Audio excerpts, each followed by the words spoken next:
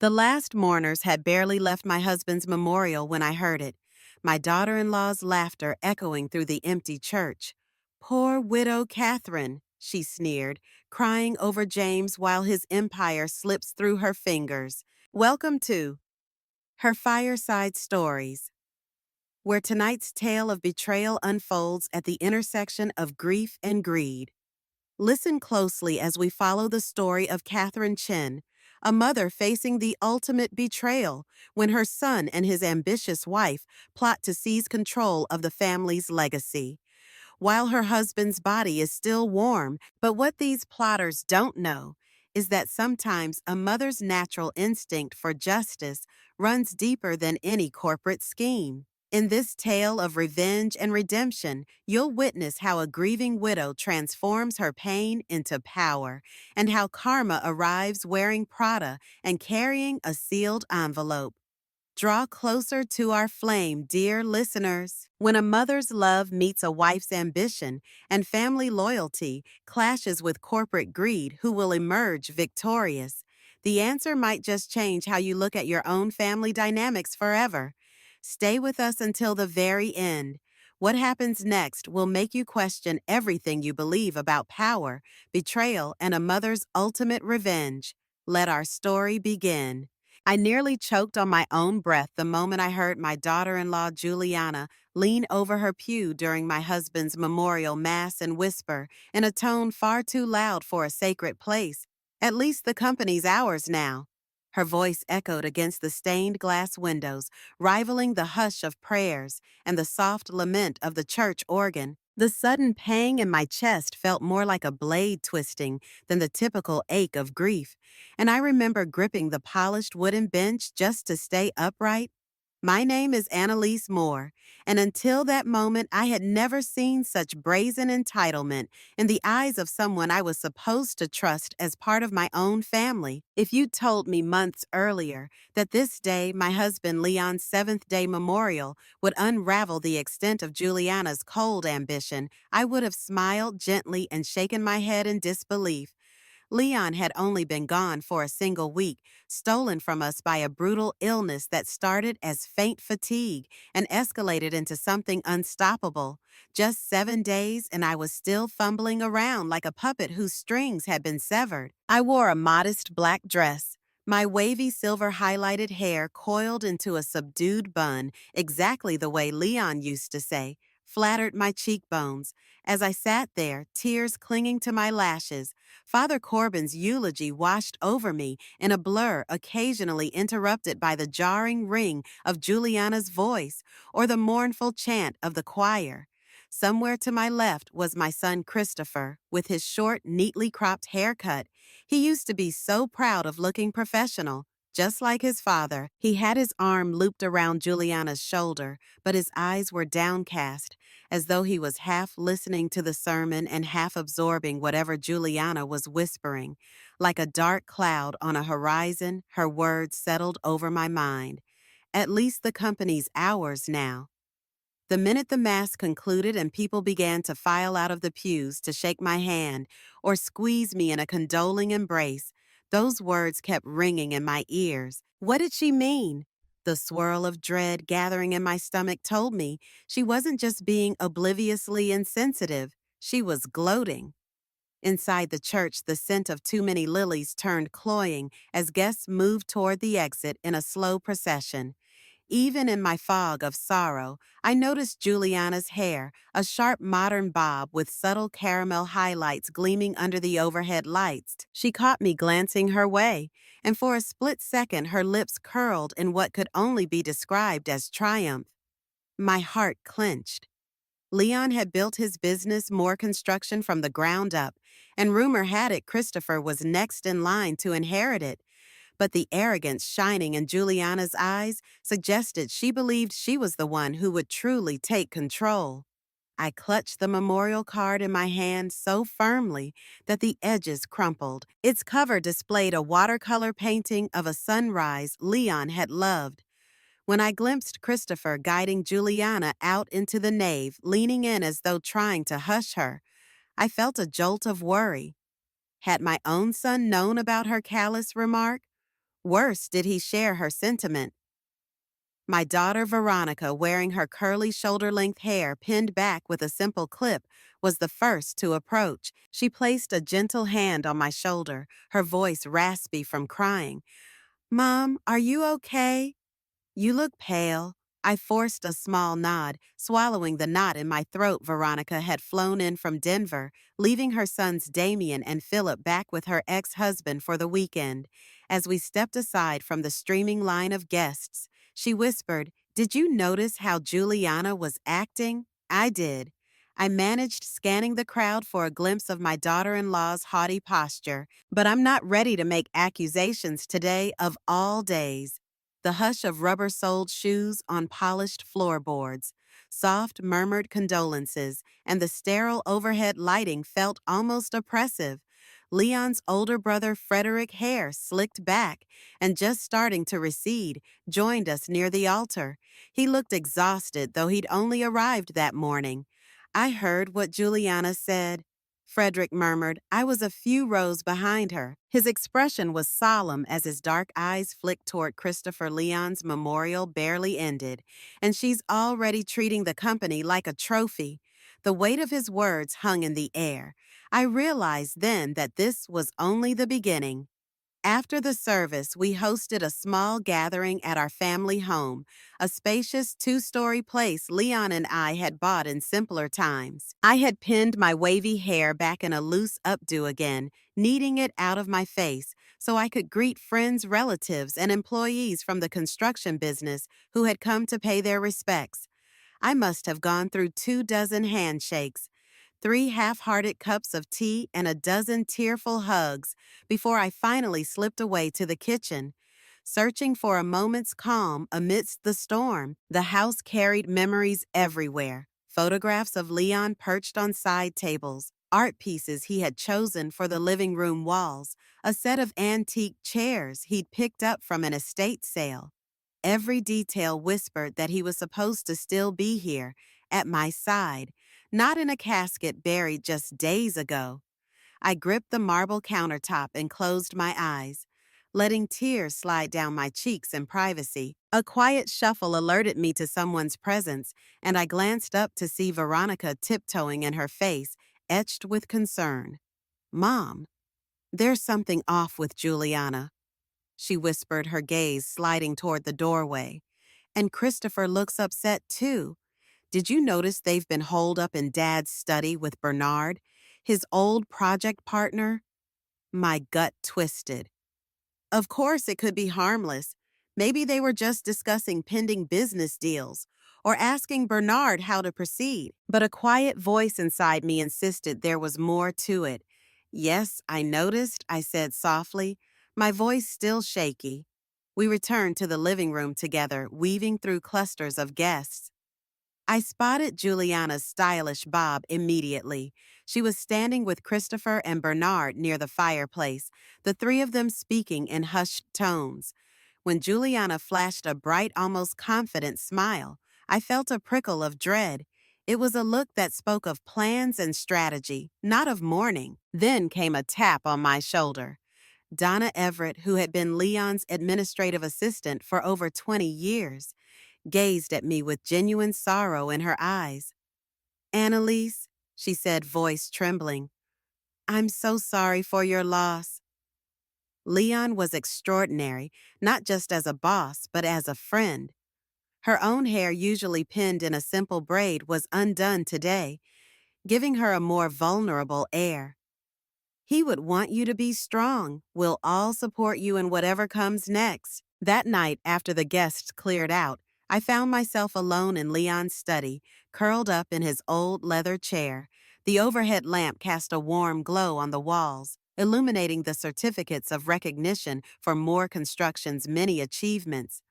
I'd always marveled at how my husband had molded a small local contracting gig into a statewide empire, known for its integrity and top-tier craftsmanship. If walls could speak, these ones would celebrate every blueprint, every bid, every construction site that had shaped Leon's legacy.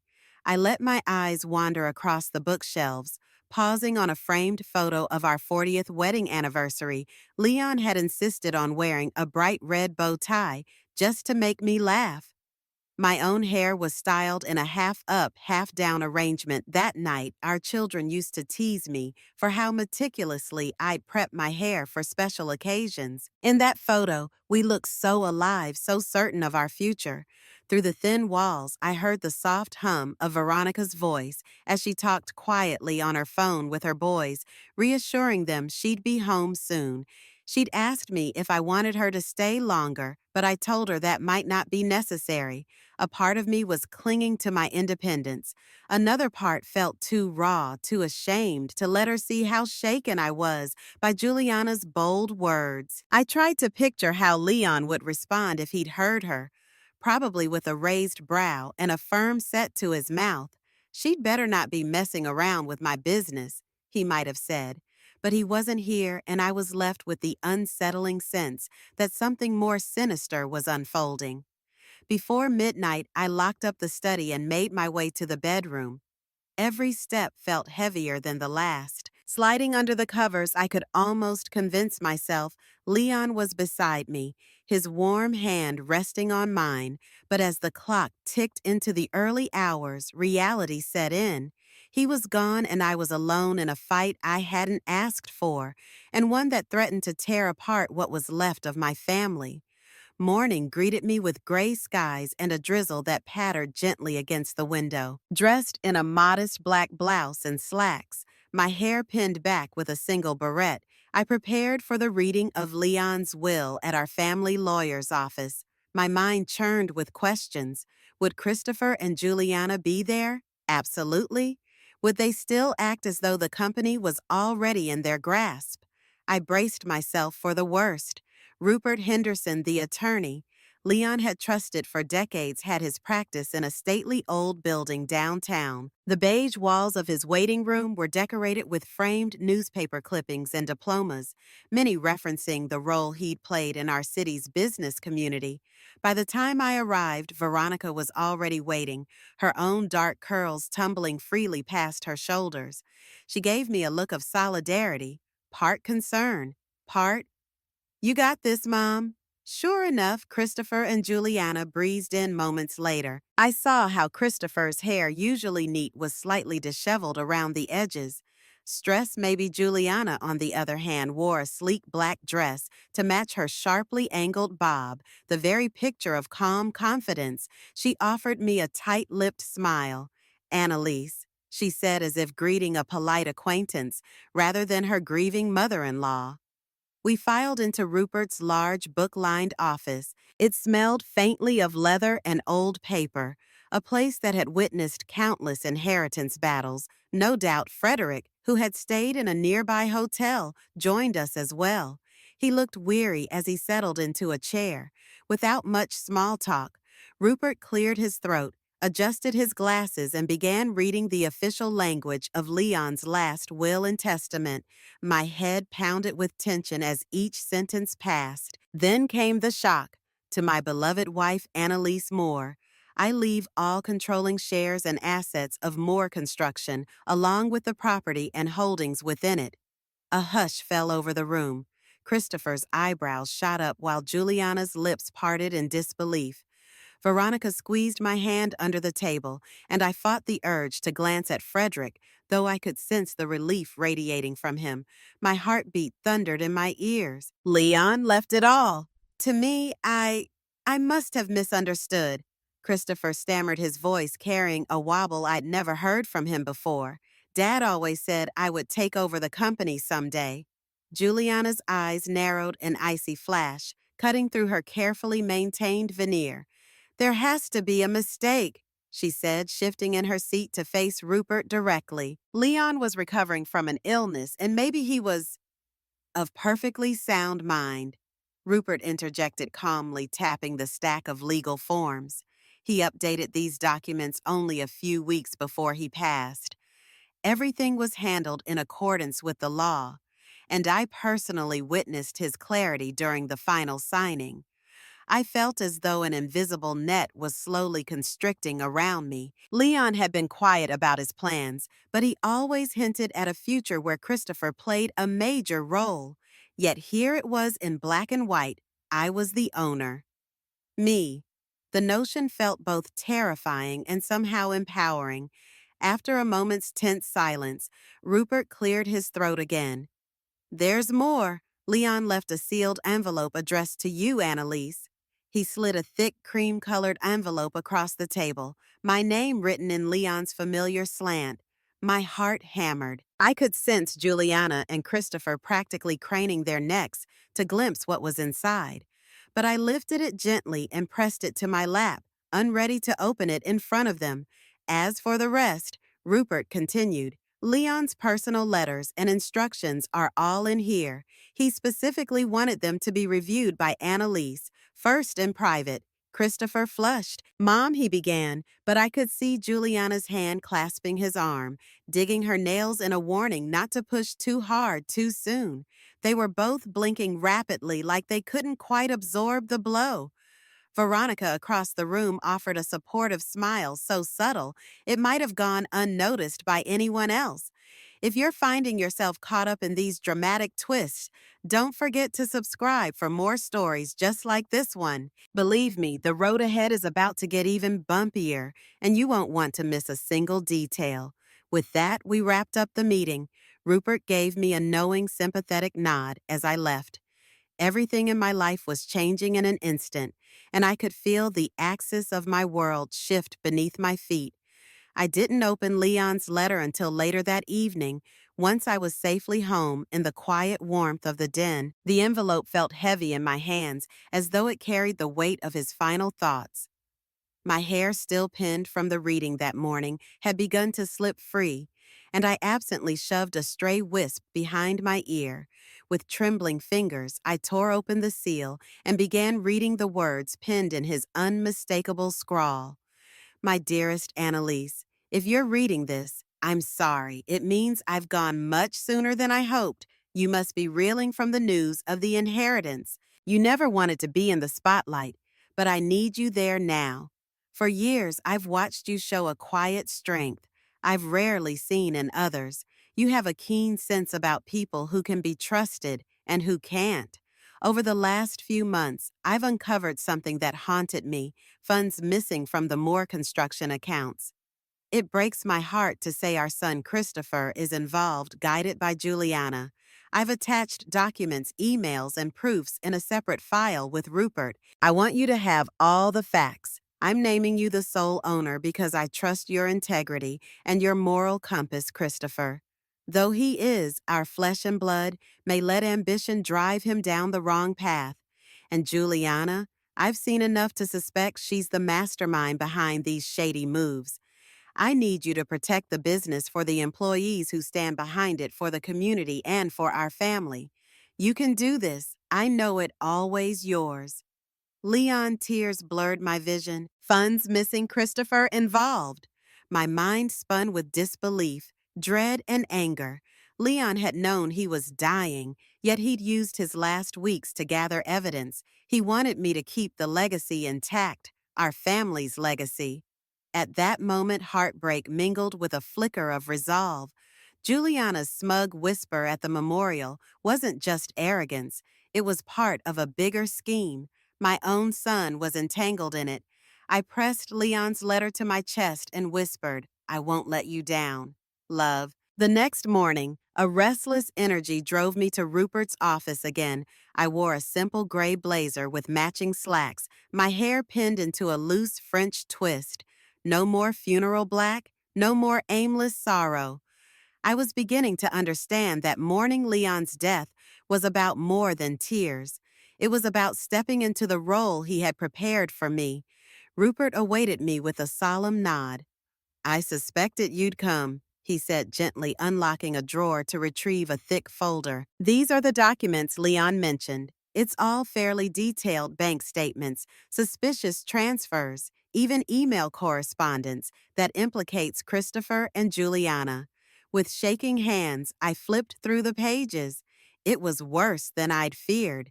Tens of thousands of dollars diverted here and there. Although the sums started small, the frequency grew over time, ballooning into a figure that made my stomach churn. Could my own son have done this? Perhaps Juliana pulled the strings, but Christopher had to be complicit. A wave of conflicting emotions rocked me. I still remembered Christopher's first day at Moore Construction after college. He was proud, so determined to learn from Leon. He had short hair, then too meticulously groomed like father, like son. How had that earnest young man turned into someone who would betray not just the company, but his dying father? Rupert exhaled, watching me absorb the information. Leon wanted to handle it quietly, but time wasn't on his side. Annalise, these documents are enough to press criminal charges for embezzlement. My heart sank, sending my son to prison, tearing the family apart even further. The thought turned my stomach, yet I also couldn't ignore Leon's instructions. He trusted me to safeguard the business. Let's hold off on legal steps for now, I said, forcing my voice to steady. I need to confront them first. Maybe it won't have to go that far. Rupert respected my decision, though. He cautioned, just be careful. If Juliana manipulated Christopher, she may manipulate you too. Don't underestimate her. Stepping out of his office into the crisp morning air, I felt a jarring swirl of anger, grief, and a strange sense of purpose. One thing was certain: if Christopher and Juliana thought I'd hand over Leon's empire without a fight, they were sorely mistaken. Later that afternoon, I decided to pay an unannounced visit to the Moore Construction headquarters. The main building, a spacious steel and glass structure, housed the administrative offices, conference rooms, and design labs. It had grown from a humble warehouse into a sleek nerve center thanks to Leon's vision. Stepping inside, I was greeted by a few employees who looked surprised to see me. They knew me mostly as Mrs. Moore, the supportive wife, who'd occasionally show up for office Christmas parties or milestone celebrations. As I made my way through the corridors, each painted a calming shade of light blue, I felt nerves flutter in my stomach. Would they respect me in Leon's absence, or would they view me as an outsider meddling in real business? I swallowed my insecurities and marched toward the room labeled President's Office, the place once occupied by Leon, and for a short while, Christopher, as a junior executive, I nearly bumped into Aaron Nichols, the head estimator, on my way in. Aaron, sporting a practical buzz cut suited to his on-site visits, offered a polite nod. Mrs. Moore, he said, I'm sorry about Mr. Moore's passing. He was a legend to us. Thank you, Aaron, I replied softly. I'm stepping in to oversee a few things, as Leon wished. A curious glint flickered in his eyes, but he didn't pry. Anything you need, just say the word. We all want to keep this place running smoothly, the way Leon would have wanted. That short exchange gave me a subtle boost of confidence. Inside the president's office, I sank into Leon's chair, a tall cushioned seat that still carried a hint of his cologne. For a moment, the memory of him in this very spot combing through contracts and design sketches nearly brought me to tears. Then I steeled myself. Leon had entrusted this entire operation to me. I had to be worthy of his trust. It was time to call Christopher. If he didn't know I was actively stepping into the helm, he was about to learn, and I'd make sure he understood exactly what I'd uncovered in those damning papers. Christopher arrived at Moore Construction an hour later. I could tell from the stiff set of his shoulders and the slight disarray of his short hair that he'd rushed over. As he stepped into the office, he seemed disoriented, maybe even intimidated by the sight of me behind Leon's desk. Mom, he started, placing his hands on the chair opposite me, as if to steady himself. What are you doing here? I held his gaze, refusing to let my motherly sympathy overshadow the new role I had to play. I'm fulfilling your father's last wishes, I said. He left me the company. And now, as the head of Moore Construction, I want to talk about your involvement here. His expression darkened. I saw the flicker of guilt or fear behind his eyes. Mom, you can't seriously think you'll run this place on your own. You never handled the day-to-day. That was Dad's job, and now it's mine. Christopher, I replied, determined. Your father believed I could manage it. More importantly, I opened a folder on the desk, letting the corner of a bank statement peek out. He left evidence of misappropriated funds, money that points directly to you and Juliana. His face turned ashen and he dropped into the chair. This is all some big misunderstanding, Juliana said. I held up a hand to cut him off. I've seen the documents Christopher transfers disguised under false vendor names, ghost invoices for projects that never happened. The amounts add up to something we can't just sweep under the rug. He exhaled sharply, raking a hand through his hair. Mom, I never meant to. To what betray your dying father? The words came out harsher than I intended, but the betrayal ran so deep it felt like a knife in my chest. Tell me the truth, Christopher. He looked genuinely rattled. I wanted to prove I could handle more responsibility to show Dad I was serious about expanding the company. Juliana, she had these grand ideas for new ventures, and I thought we'd pay back the money once the deals started bringing in profits. Dad was getting older, and everything moved too slowly for her. With each word, my heart broke a little more. How had he fallen under Juliana's sway so deeply that he'd risk everything? I listened as Christopher tried to explain away months, maybe years of financial tampering. Juliana, with her modern bob and polished exterior, had apparently convinced him that Leon's approach was too old-fashioned, that they needed a more aggressive strategy to seize bigger contracts. The idea was to funnel funds into side projects with outside partners.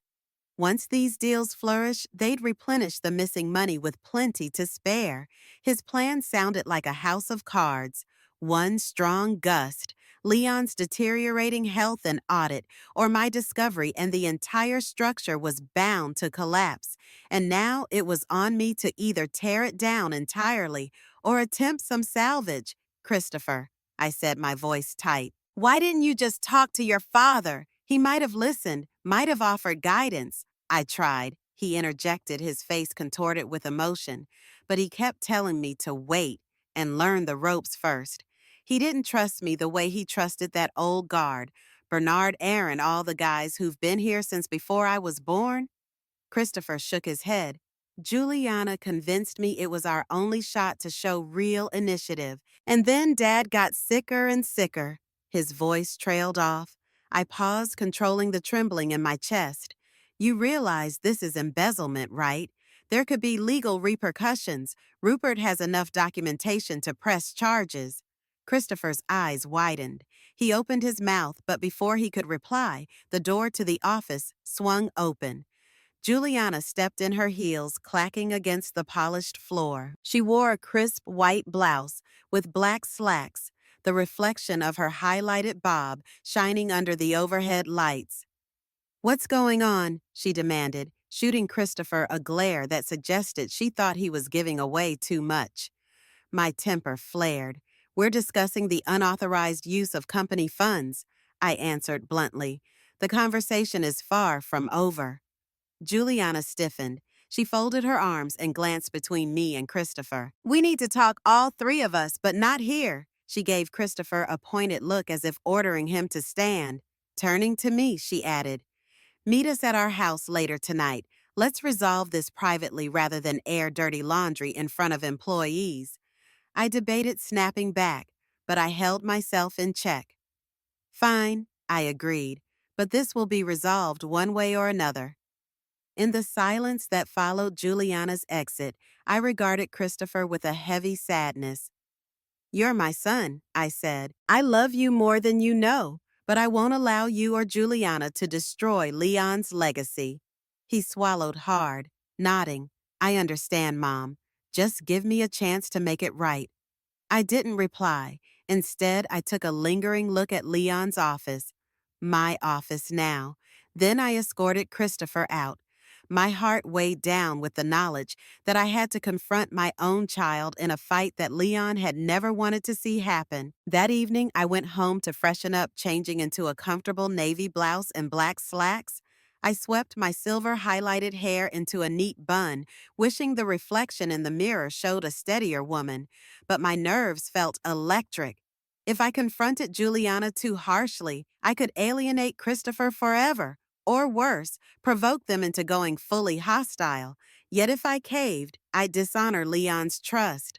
Half an hour later, I stood on Christopher and Juliana's front porch. Their suburban home was stylish and modern, with large glass windows that reflected the late afternoon sky. Juliana had impeccable taste in decor, though her approach always struck me as more showy than homey. Christopher opened the door looking frazzled. "She's in the living room," he said, stepping aside so I could pass. My eyes caught a glimpse of a large abstract painting near the entryway, all bold reds and slashes of black, a testament perhaps to the turmoil inside this house. We settled into plush gray chairs facing each other. Juliana sat with her legs crossed, tapping her manicured nails on the glass coffee table. Without preamble, she launched into a carefully practiced speech about how Christopher had poured his life into more construction and how he deserved recognition. She claimed they had no intention of permanently removing funds, only borrowing them for strategic expansions that Leon was too conservative to greenlight. Strategic expansions. I repeated, my voice quiet but firm. "It's theft, Juliana. Don't dress it up as something else. If you're engrossed in how this confrontation is unfolding, consider hitting subscribe so you can follow the rest of the twists and turns. You won't believe what's coming next." Juliana's gaze flickered. "Call it what you want. But Christopher has been locked out of high-level decisions for years. He was practically the face of the company at trade shows and marketing events. Yet he still had to jump through hoops for even the smallest expansions he was learning." I said sharply. "Your father-in-law insisted on thoroughness because mistakes in construction can mean disasters financially and physically. Have you even visited a real job site?" Juliana, her cheeks flushed, but she refused to look away. "I don't need to get my boots muddy to understand how to run a business. I studied marketing. I've consulted for other companies. I bring a skill set. This family has always undervalued." She shifted her attention to Christopher. "Tell her how many innovative ideas we pitched to Leon." Ideas he brushed off. If he'd taken our advice from the start, the company could have been nationwide by now. Christopher's shoulders sagged. He laced and unlaced his fingers. "Mom, we never intended to keep the money." Juliana's father had contacts out of state, promising major clients if we showed we had the capital to expand quickly. He lowered his voice. "We planned to move the funds back before Dad or you noticed." I inhaled slowly, forcing myself not to shake with anger. Leon had his reasons for growing at a steady pace. He valued quality over speed, integrity over shortcuts, which is exactly why more construction is admired and has a loyal customer base. A silence fell. Outside, headlights passed through the window, briefly illuminating Juliana's restless form. Then I said, "I have everything I need to press charges. Do you understand that?" Juliana bristled. Christopher looked stricken. I decided to push a bit further. "The question now is whether we can resolve this within the family or let the legal system take its course. Your father left me with the final say." Juliana finally uncrossed her legs and stood up, her arms folded. "What are you proposing?" "Annalise." I met her gaze, feeling an uncharacteristic boldness spark inside me. "A solution that holds you accountable without destroying the family. But it's going to hurt your pride, Juliana. And you, Christopher, it'll force you to earn back the trust you've betrayed." First, I began, my voice steady. "You, Juliana, will resign any position you currently hold or claim within Moore Construction. You'll have no official capacity, no role that allows you access to the company's financials." Her eyes flashed with indignation. But I've been leading the marketing department, which was never an official department and definitely not an essential role. I interjected firmly. You named yourself Director of Marketing after taking a few marketing courses online. You never had a real contract or job title recognized by Leon. As far as I'm concerned, your position doesn't exist. I paused, letting the words sink in. She bit her lip, silent fury dancing behind her pupils. Then I turned to Christopher, heartbreak twisting my insides as I spoke. You'll continue at the company, but as a lower level consultant, you'll have no signing authority or independent access to finances. You'll report to me or someone I appoint. Your pay will be reviewed and adjusted according to the real scope of your work, not the inflated salary you carved out for yourself. Christopher winced. Mom, that's non-negotiable, I said, cutting him off. And on top of that, both of you will repay every cent you diverted, plus interest. I'll have Rupert handle the calculations. We can draft a formal repayment schedule. A tense quiet followed. Finally, Juliana scoffed, rolling her eyes. This is nonsense. We'll get lawyers. We'll fight you on this. Go ahead, I said softly. I have the evidence. And if you think you'll come out unscathed, you're mistaken. Embezzlement is a felony, Juliana. You might not see the inside of a prison cell, but your reputation would be ruined, and Christopher's too. Her jaw tightened as she mulled that over. Christopher glanced at her warily, then at me. Mom, I'm sorry. Okay. You know how I looked up to Dad? How I wanted to prove myself. I just went about it the wrong way. Emotion flickered in his eyes, and for a moment I glimpsed the boy who used to run into my arms after school, beaming with pride whenever he scored well on a test. That memory softened me, but only slightly. You both have a choice, I said. Accept these terms or risk losing everything. The confrontation ended with a tense standstill. Juliana stormed off to their bedroom, slamming the door behind her. Christopher and I sat in silence for several awkward minutes, listening to the distant hum of their air conditioning. I wanted to reach out and hug him to whisper that I forgave him unconditionally, but I couldn't. Not now. Not yet. Eventually, I stood smoothing the wrinkles in my blouse. Sleep on it, I said quietly. We'll meet with Rupert later this week to go over the repayment plan. If you refuse, Christopher, you'll leave me no choice. He nodded, a miserable look on his face. I understand, Mom. On my drive home, I kept the windows cracked open, letting cool night air ruffle my hair. My thoughts churned with uneasy relief. A part of me was proud that I had held my ground. Another part was torn by guilt. Who was I to threaten my own child with legal action? Yet Leon's letter echoed in my mind. Protect the company, protect our family. The next day, I returned to the office with a renewed sense of purpose. If I was going to steer more construction through this crisis, I needed help. That's when I remembered Leon's occasional collaborations with Celeste Park, a business consultant known for her short, sleek pixie cut and her no-nonsense approach to corporate restructuring. She had an impeccable reputation, especially for stepping in when family businesses were in turmoil. I reached out via phone explaining the basics of my predicament. Celeste listened carefully, then agreed to come in for a consultation.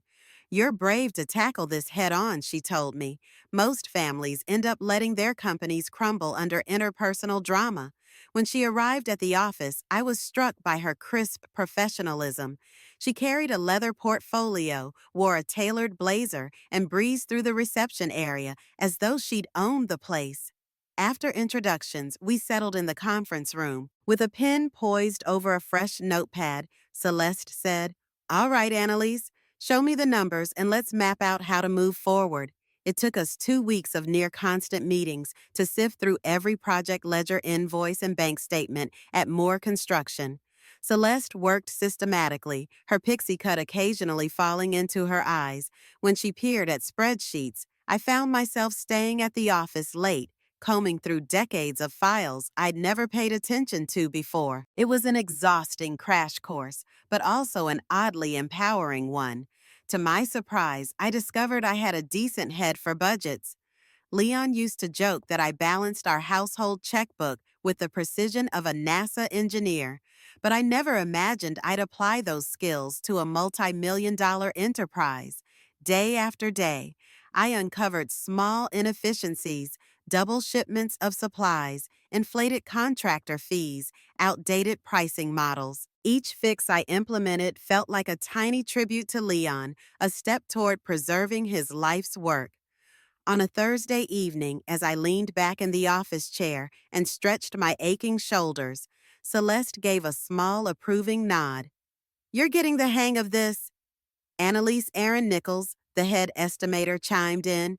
"She sure is. A few more weeks and you'll be teaching me a thing or two." We shared a laugh, the tension in the office easing. Then Celeste said, "However, there's still the matter of Christopher's role.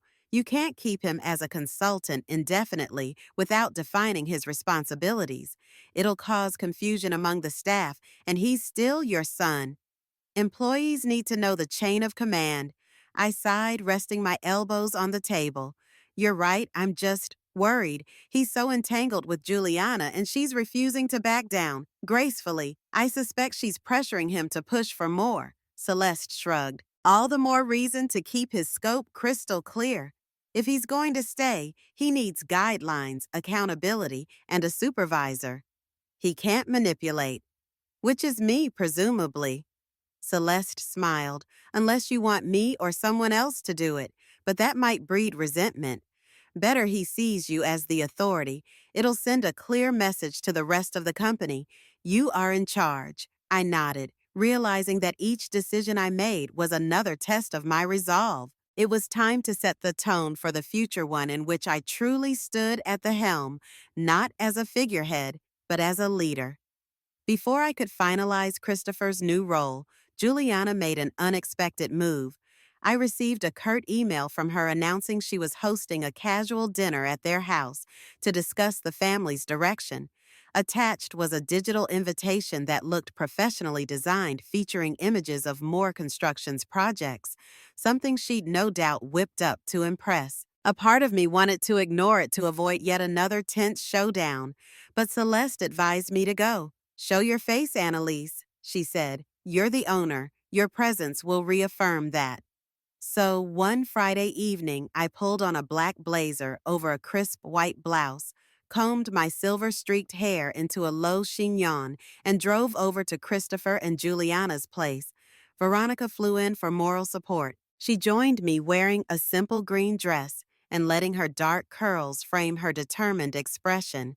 We arrived to find not just Christopher and Juliana, but also a handful of extended relatives, some from my side, some from Leon's, and even a couple of close family friends. Juliana glided around the living room, greeting everyone with a polished smile. She wore an elegant blouse tucked into a pencil skirt, her bob meticulously styled. When she spotted me, her expression briefly slipped into something colder, but she recovered fast. "Annalise, Veronica, so glad you could make it," she cooed. "We just want to clear the air about the company and the future. We're all family after all." I forced a thin smile. "Yes, we are." As the evening wore on, it felt more like a marketing pitch than a family dinner. Juliana showcased slides on a large TV describing how she envisioned more construction too. Expanding into multiple states, introducing new digital platforms, marketing ploys, you name it. She spoke as though she were the rightful architect of Leon's empire, and I was an unwelcome seat filler.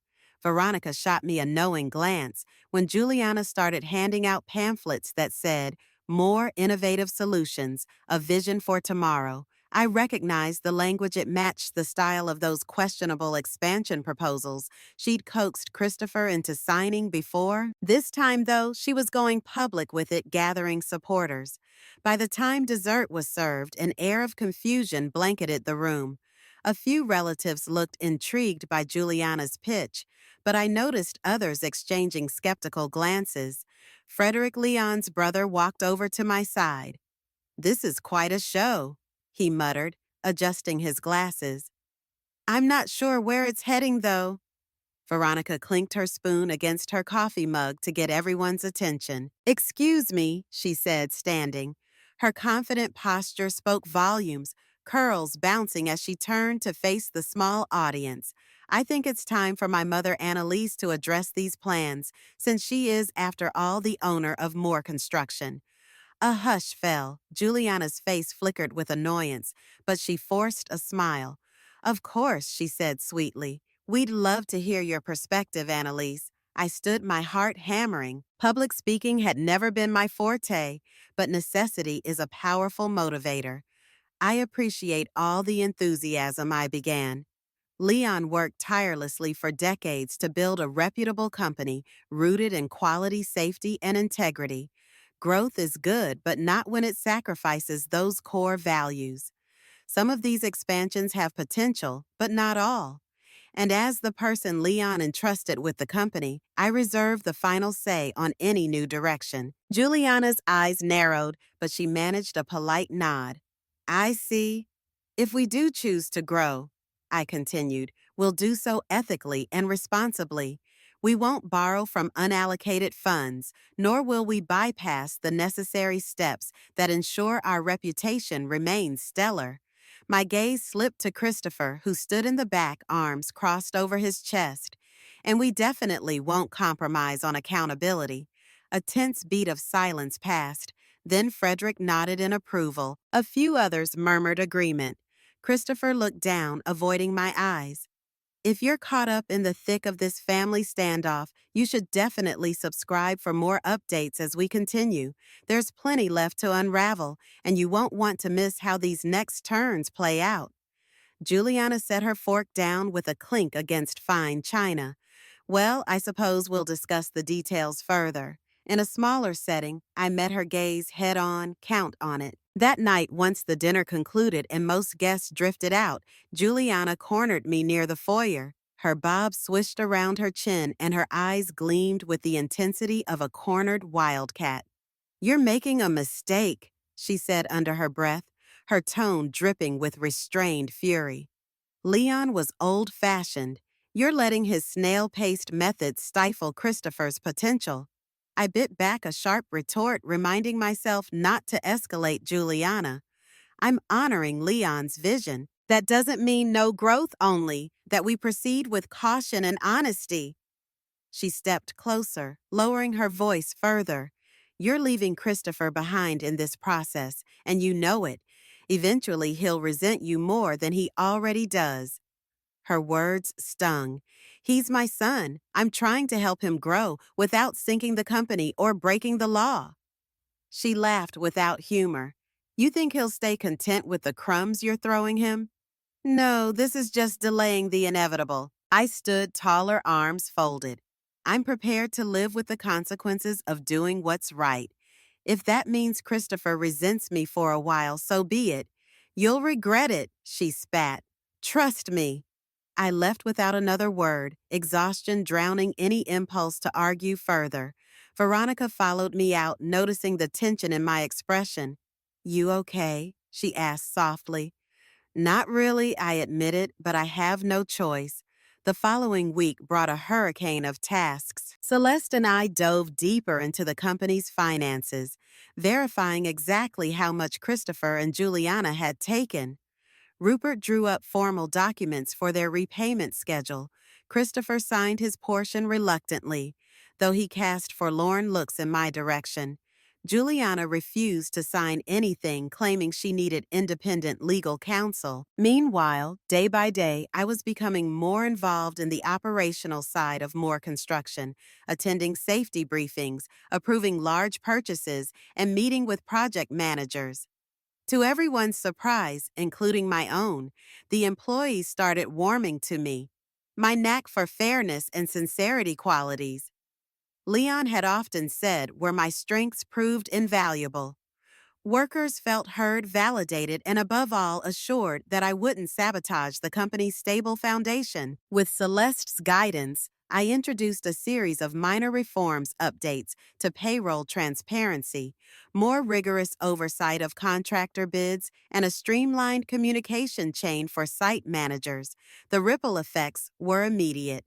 People felt they could trust me not to overlook suspicious behavior or let nepotism rule. I insisted on site visits too, climbing into the passenger seat of company trucks, sporting a hard hat over my carefully pinned hair. If Leon could do it, so could I. On one such visit, I met with a foreman named Sebastian, who proudly showed me how they were installing new eco-friendly materials in a commercial complex. Your husband always said we have to keep looking ahead, Sebastian remarked, but never lose sight of good craftsmanship. Standing there on the gritty site, hearing the whir of machinery and the clank of steel beams, I felt closer to Leon than I had since the funeral. I could almost imagine him turning to me with a grin, eyes sparkling with pride. "You finally came out to the field, Annie," he'd say.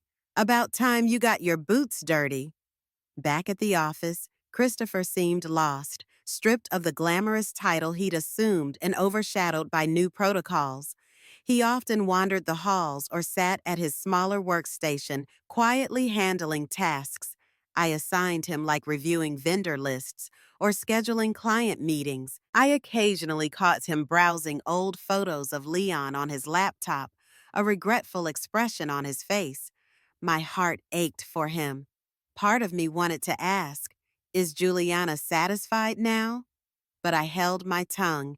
He'd already admitted she was the driving force behind the quick cash schemes, and I wanted him to rebuild his own moral compass rather than rely on her manipulations. As the weeks wore on, the tension with Juliana escalated. She missed scheduled meetings, claiming other commitments. Rumors circulated that she was working behind the scenes to partner with a competing construction firm. I tried to keep tabs on her actions, mindful that any misstep could unravel the delicate balance I was creating. Late one evening, I sat alone in Leon's old office, still lined with industry awards, family photos, and that faint, lingering smell of his cologne. The day had been overwhelming. Two major projects were behind schedule. Aaron discovered an error in a materials bid, and a new client was haggling over a contract. Through it all, the hum of fluorescent lights and the glow of the computer screen reminded me how drastically life had changed in mere months. My eyes slipped over to a framed snapshot of Leon and me on our 35th anniversary dancing in a candlelit ballroom. My hair had been pinned into an elegant chignon that night, while Leon's short salt and pepper hair looked dashing under the soft lights. We were smiling at each other as though no sorrow could ever touch us. Now sorrow was all around me, but so was an unexpected sense of fulfillment. In some strange way, stepping into Leon's shoes felt like honoring our partnership on a whole new level. A soft knock broke my reverie.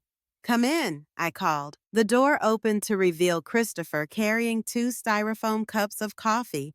"I figured you might need this," he said quietly. I accepted one with a faint smile. "Thanks." He sank into the chair across from me, staring down at his cup. "Mom, I know I messed up," he began, voice trembling slightly. I wanted so badly to prove I could do big things, that I wasn't just Dad's shadow. His eyes welled up, but I betrayed everything he stood for. I felt tears prick at my own eyes. "You can still honor him, Chris. What you do from now on matters." He nodded. "I'd like to try if you'll let me. I know I'm basically on probation, but I want to redeem myself. That's why I've decided to leave Juliana." My heart rate spiked. "Does she know?" He looked away. "Not yet. I I can't keep living with her. All we do is fight about the company, about money, about you. She's obsessed with controlling everything, and we've grown toxic." A swirl of relief and dread hit me simultaneously. Ending a marriage is no small decision, but if Juliana's hold on him was the root of his unethical choices, maybe this was the beginning of a new chapter for all of us. Over the next few days, Christopher confided in me more than he had in years. He told me about the countless arguments with Juliana, how she belittled him if he doubted her schemes, and how she undermined his relationship with Leon by calling him a daddy's boy. The more he shared, the clearer it became that he was under a strain far worse than I'd realized. I tried not to jump to hasty celebrations of their marriage's collapse. Still, I couldn't deny that I felt a wave of relief that maybe, just maybe, he would now stand on his own feet. Juliana reacted about as well as one might expect. She raged, threatened to sue me for emotional distress, and at one point stormed into the office lobby, demanding to see me. Security had to ask her to leave. It was humiliating for everyone involved, including Christopher, who quietly moved out of the house and back into the room he'd occupied as a teenager. Some nights I heard him pacing upstairs, wrestling with what he'd lost and what lay ahead. In the meantime, more construction saw a tentative upswing. Projects started smoothing out. Employees settled into the new oversight systems. Celeste applauded my perseverance, telling me how rare it was for a widow, especially one with limited business experience, to successfully helm a family enterprise of this scale. But I wasn't naive. I knew Juliana might still try to sabotage us. I kept the legal evidence locked in a safe place, ready to press charges if she tried to double-cross the repayment agreement. She'd signed it by then, albeit grudgingly, likely realizing the courts would not look kindly on her or Christopher's previous activities. One Friday evening, Christopher sat down at the kitchen table, flipping through old photo albums from his childhood. "I really miss Dad," he confessed, tears in his eyes. "I feel like I failed him." I placed a hand on his shoulder, my own eyes wet. "You stumbled, Chris, but you can still walk the right path. Your father believed in second chances more than anyone I've ever known." He nodded, shutting the album. "Then I'll do whatever it takes to prove I'm worthy of it." Months passed, and the edges of grief began to smooth out, replaced by a steadfast determination to build upon Leon's foundation. One morning, as I read through the latest financial reports in the office, Celeste popped her head in. "Annalise, a major real estate developer, wants to partner on a new mixed-use complex downtown. They specifically requested a meeting with you." My eyebrows shot up. "With me? Not with a senior project manager, or they insist on you. They say More Construction's reputation for honesty under your leadership has impressed them." A flutter of pride stirred in my chest. This was the kind of long-term sustainable growth Leon would have championed, far removed from Juliana's reckless expansions. "Set it up," I said, smoothing my hair, which I now wore in a shoulder-length layered style I'd updated recently. During that meeting, I felt an almost surreal sense of confidence. The developer's two sharp-suited men with silver tongues tried to dazzle me with inflated predictions of profit. But I'd come prepared, armed with realistic cost projections and timelines. I politely yet firmly negotiated better terms for More Construction, ensuring fair wages for workers and robust safety measures. By the end, the men shook my hand enthusiastically. "That's how you do it," I whispered under my breath as they left. Aaron soon poked his head in, grinning. "Heard you nailed that negotiation?" "Mrs. Moore," I laughed quietly. "Thank you, Aaron, and please call me Annalise." Meanwhile, Christopher, true to his word, took on more tangible tasks around the office. I assigned him to a mentorship with Aaron, figuring that on-site experience would humble him and teach him the intricacies of a successful build. Freed from Juliana's constant push, he seemed more willing to learn at a steady pace without shortcuts. The day he first returned from a job site with mud on his boots and a grin on his face, my heart lifted. Hard work but satisfying. He told me, "I see why Dad loved this so much." If you've been following this journey, be sure to subscribe for the final chapters of this incredible transformation. A lot has happened, but trust me, there's still a twist or two waiting around the corner. Things were finally looking hopeful, except for one last snag. Juliana still lurking in the background, determined to spark fresh chaos. Christopher's separation from Juliana grew more permanent by the day. She resisted the divorce initially, then threatened to countersue for half of Moore Construction's value, claiming she was a key contributor to its success. Rupert quickly smacked down that argument, presenting ample evidence that she had no formal employment contract and was involved in fraudulent transactions. Her bluster subsided for a time. However, trouble stirred when Christopher confided in me that Juliana was pressuring him to settle. She wanted a large sum of money to walk away quietly, more than the repayment agreement would ever guarantee. She says if I don't pay, she'll drag my name, and the company's through the mud in the press. He admitted, his voice tense. I pursed my lips. Let her. We have the evidence of her embezzlement. Any claim she makes will be overshadowed by her own guilt. But Christopher frowned, fiddling with the hem of his shirt. Mom, there are emails in which I sound complicit too. If she leaks them, I'll look like the main perpetrator. It could stain Moore Construction's reputation, and I don't want to bring you down with me. The possibility weighed heavily on me. A public scandal, especially one involving the heir to Moore Construction, could drive clients away. On the other hand, paying Juliana hush money went against every principle Leon valued. Ultimately, I decided we had to stand our ground. If we give in to blackmail, we'll never be rid of her threats. We'll fight back with the truth. A tense week followed. Juliana fired off scathing messages claiming she'd go to a local news station. But Rupert swiftly contacted her attorney, reminding them of the legal repercussions. At last, a cooling off period. She slunk out of town, relocating to a smaller apartment 2 cities over. Christopher, though bruised by the ordeal, stayed resolute. He wouldn't bend to intimidation again. Through it all, I kept a close watch on the company. Celeste assured me we were in a strong position to weather any passing scandal.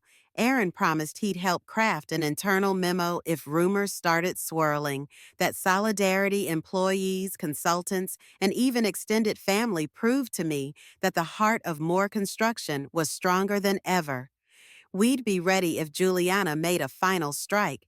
Time has a way of bringing closure even to the most excruciating chapters. 2 years after Leon's passing, I found myself standing at the ribbon-cutting ceremony for Moore Construction's brand-new mixed-use project, our biggest contract since I took the reins.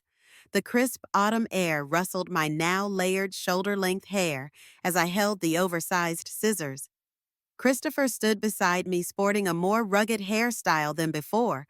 Courtesy of frequent site visits, Aaron and several smiling employees gathered around, wearing bright yellow hard hats as they cheered. Here's to Moore Construction, I announced, slicing through the ceremonial ribbon. Applause thundered. A local newspaper reporter took photos praising the project's environmentally conscious design. I caught my reflection in one of the building's glass panels and barely recognized the poised woman there. Leon had always said I was capable of more than I believed. Turns out he was right. After the formalities, Christopher and I took a leisurely walk through the newly completed courtyard. Water features gurgling benches, inviting future residents. Mom, I want to thank you, he said, his voice choked with emotion. You could have locked me out of this company after what I did, but you didn't. You gave me a path to redemption. I reached over and squeezed his hand. You earned that path, Chris, and I know your father would be proud of the man you're becoming. He nodded, blinking back tears. I miss him every day. Me too, I confessed, but as I looked around, I felt Leon's presence in every brick, every beam, every principle of honesty and craftsmanship upheld here. Juliana was no longer a shadow in our lives. The divorce finalized, her threats fizzled. She'd moved on, apparently working a modest marketing job in another state. Occasionally, Christopher received a cryptic email from her, but he rarely responded. Life had a way of carrying on without her brand of drama. And as for me, I discovered that stepping into Leon's role didn't mean burying my own identity. In fact, it liberated me. I was Annalise Moore, a widow, a mother, a leader, and dare I say, a builder of dreams. Leon's final gift was more than a company. It was a chance for me to become something I never knew I could be.